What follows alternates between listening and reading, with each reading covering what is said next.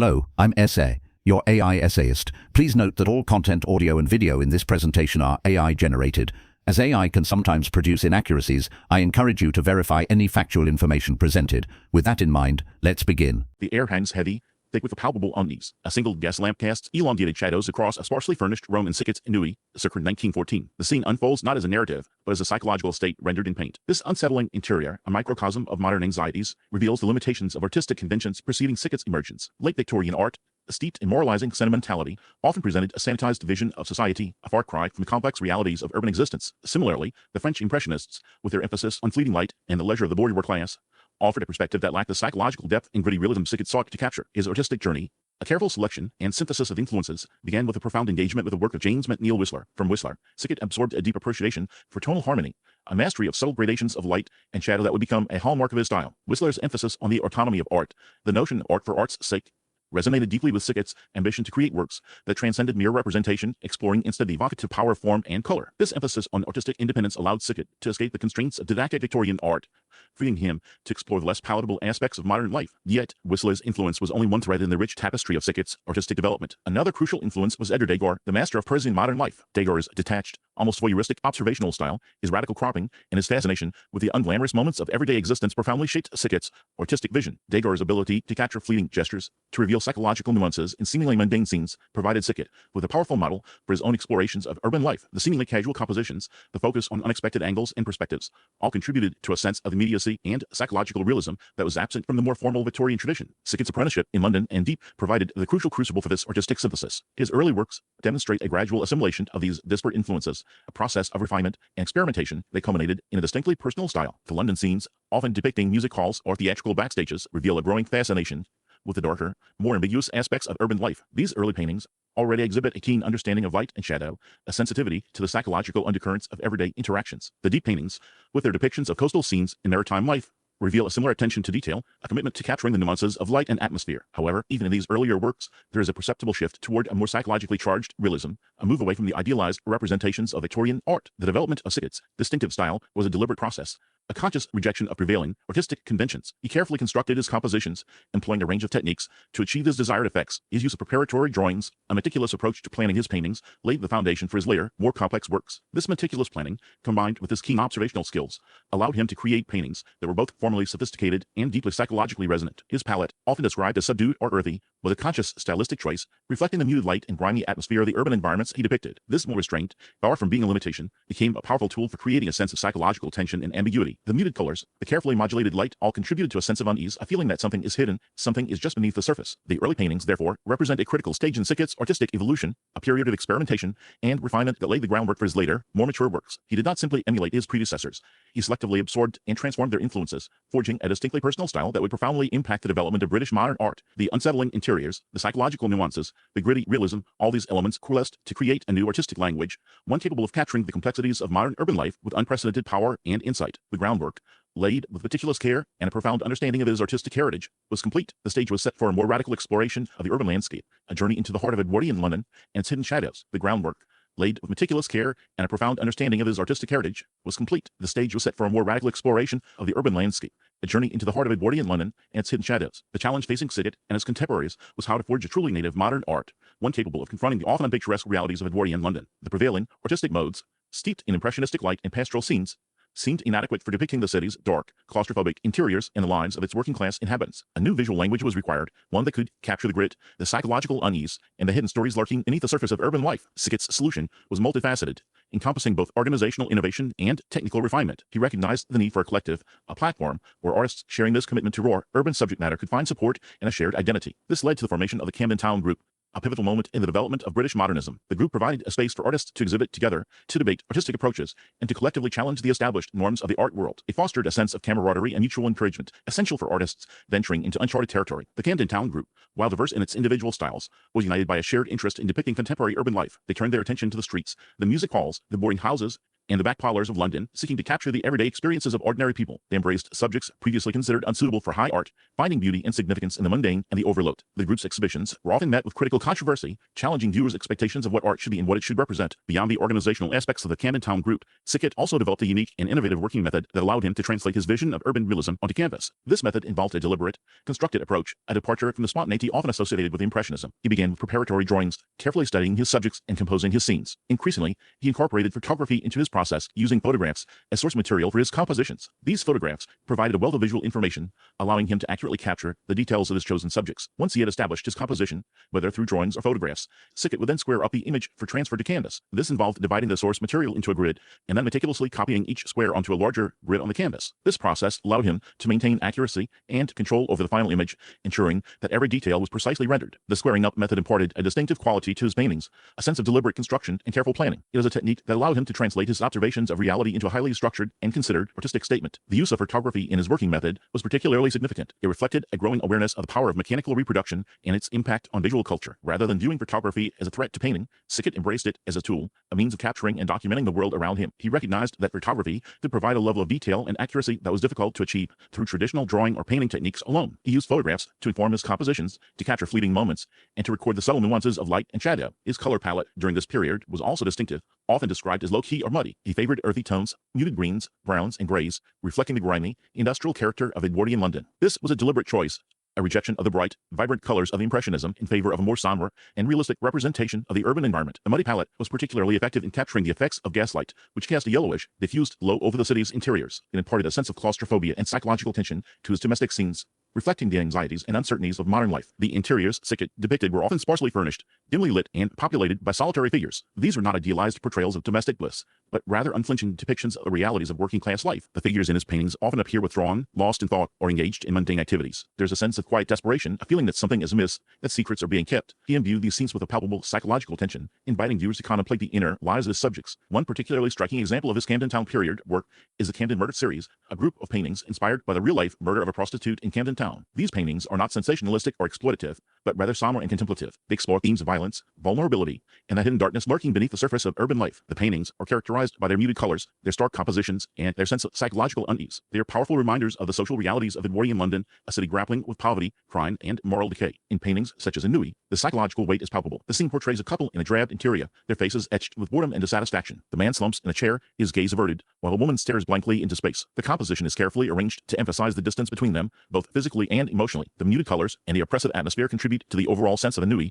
of a life devoid of meaning or purpose. The Camden Town Group, spearheaded by Sickert, represents a crucial moment in the development of British modernism. It was a collective of artists who dared to challenge the established norms of the art world, embracing subject matter previously considered unsuitable for high art through their raw, unflinching depictions of urban life. They captured the complexities and contradictions of Edwardian London, offering a new and vital perspective on the modern world. Sickert's unique working method, his use of photography, and his distinctive palette all contributed to the creation of a powerful and enduring body of work. He successfully forged a visual language capable of conveying the psychological unease and the hidden stories lurking beneath the surface of urban life, solidifying his position as a leading figure in British art. The Camden Town Group, having challenged aesthetic conventions, dissolved, yet the questions it raised about the artist's role in a rapidly changing world persisted. Mass media ascended, photography became ubiquitous, and painters faced a profound problem: how to maintain relevance and critical function when mechanical reproduction seemingly captured reality with greater fidelity. Walter Sickert's radical solution involved a strategic embrace, a subsumption of photography within his artistic practice. His late career work, particularly the English Echoes series, embodies this approach. He explicitly utilized press photographs and Victorian illustrations as direct source material, a departure from the traditional practice of working from life or preliminary sketches. This was an innovative,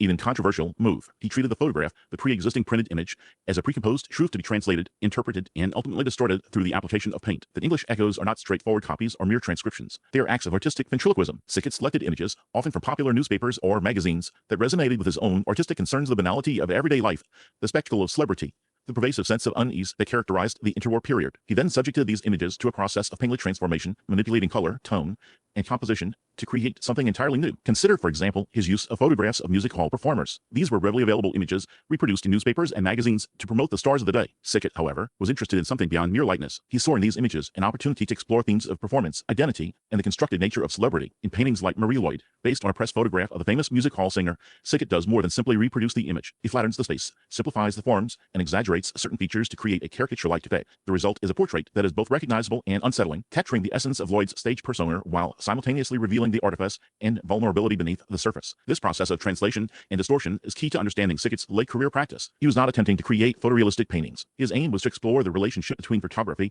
and painting, between reality and representation, between memory and media. He understood that photography, despite its claims to objectivity, was itself a form of mediation, a constructed image shaped by the photographer's choices and the conventions of the medium. By using photographs as his source material, Sickert acknowledged this mediation. He embraced the inherent artificiality of the photographic image and used it as a starting point for his own artistic explorations. He treated the photograph as a found object, a raw material to be manipulated and transformed in the service of his artistic vision. The English echoes also engage with a theme of memory, both personal and collective. Many of the images Sickert used were drawn from his own past, from his childhood memories of Victorian London and his early experiences in the theater. By representing these images in his paintings, he was not simply recreating the past. He was exploring the way memory shapes our perception of reality, how it distorts, idealizes, and ultimately transforms the events and experiences of our lives. Furthermore, the English echoes can be seen as a commentary on the rise of mass media and its impact on society. In the interwar period, newspapers, magazines, and cinema became increasingly powerful forces, shaping public opinion and influencing cultural trends. Sickert recognized the profound implications of this media saturation and sought to address them in his art. By appropriating images from the popular press, he was challenging the authority of the media and questioning its claims to objectivity. He was demonstrating that photographs, like all forms of representation,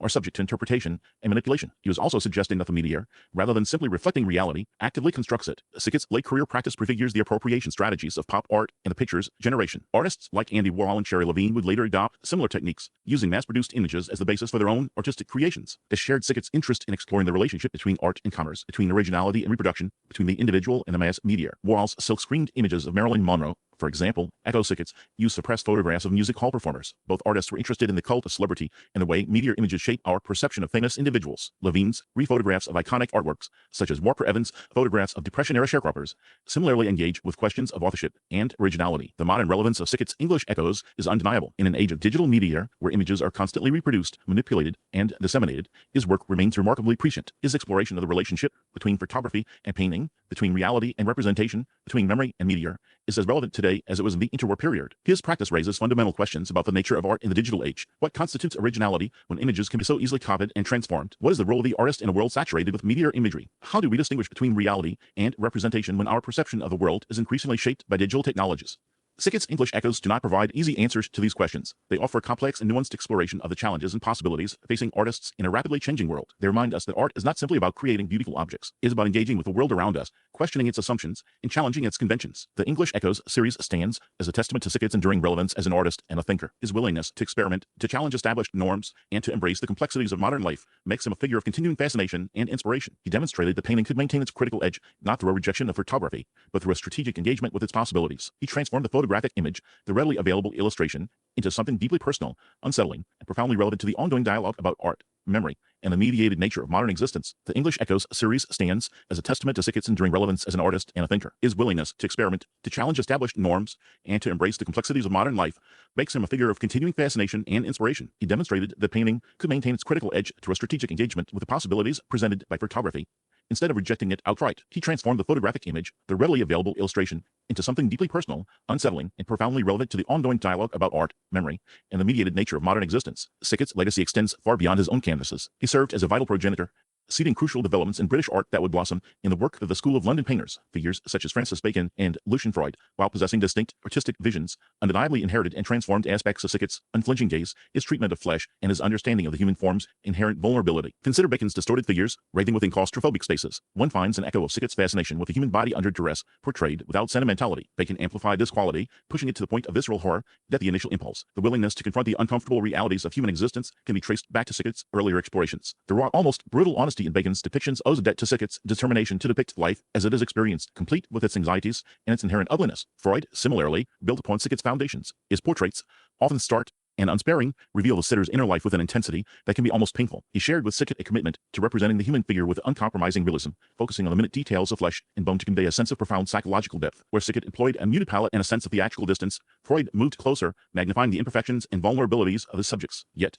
the underlying principle remained a dedication to portraying the human condition with unflinching honesty. The psychological weight in Freud's later works, with their thick impasto and relentless scrutiny, emerged from a lineage that included Sickert's earlier, equally probing investigations of human frailty. Sickert's use of photographic source material also found resonance in later generations. Artists recognized the potential of photography not as a replacement for painting, but as a tool to enhance its expressive capabilities. The mediated reality captured by the camera, the sense of distance and objectivity it provides, became a crucial element in their artistic vocabulary. This strategy, pioneered by Sickert, allowed artists to engage with the world in a way that was both immediate and reflective, combining the immediacy of the photographic image with the expressive power of paint. A particularly unsettling aspect of Sickert's posthumous reception is the persistent Sickert-as-Ripper theory. This theory, which posits that Sickert was Jack the Ripper or at least an accomplice, has gained a surprising degree of traction in popular culture. It is a cultural phenomenon that reveals more about our societal fascination with true crime and the mythologizing of artists than about Sickert himself. The enduring appeal of the Ripper narrative speaks to a deep-seated desire to understand the darkest aspects of human nature. The unsolved mystery, the gruesome details, and the historical context all contribute to its continued fascination. To graft Sickert onto this narrative is to imbue him with a certain notoriety,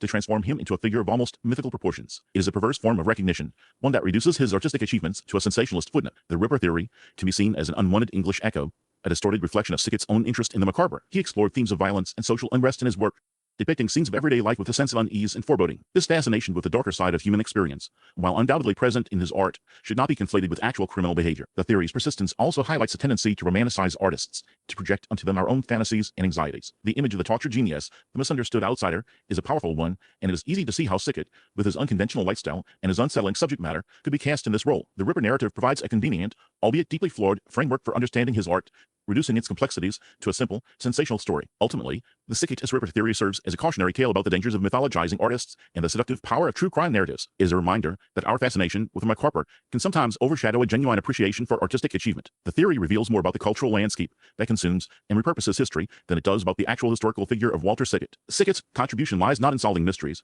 but in posing questions. He dragged British art into the 20th century, forcing it to confront the disquieting, ambiguous, and mediated nature of modern existence. He challenged the prevailing notions of beauty and decorum, embracing the complexities and contradictions of the world around him. His willingness to experiment, to take risks, and to push the boundaries of artistic expression paved the way for future generations of artists. His canvases, over a century later, retain their unique power to make the viewer a complicit and unsettled observer. They invite us to confront our own anxieties, our own prejudices, and our own complicity in the spectacle of modern life. They remind us that art is not simply about creating beautiful objects, it is about engaging with the world around us, questioning its assumptions, and challenging its conventions. They compel us to look closer, to see beyond the surface, and to acknowledge the unsettling truths that lie beneath. In this act of uncomfortable witnessing, Sickert's true and lasting legacy resides. We really appreciate you tuning into this AI-powered presentation.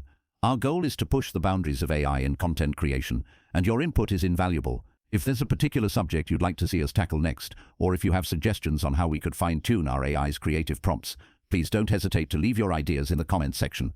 We're excited to bring you more unique content very soon.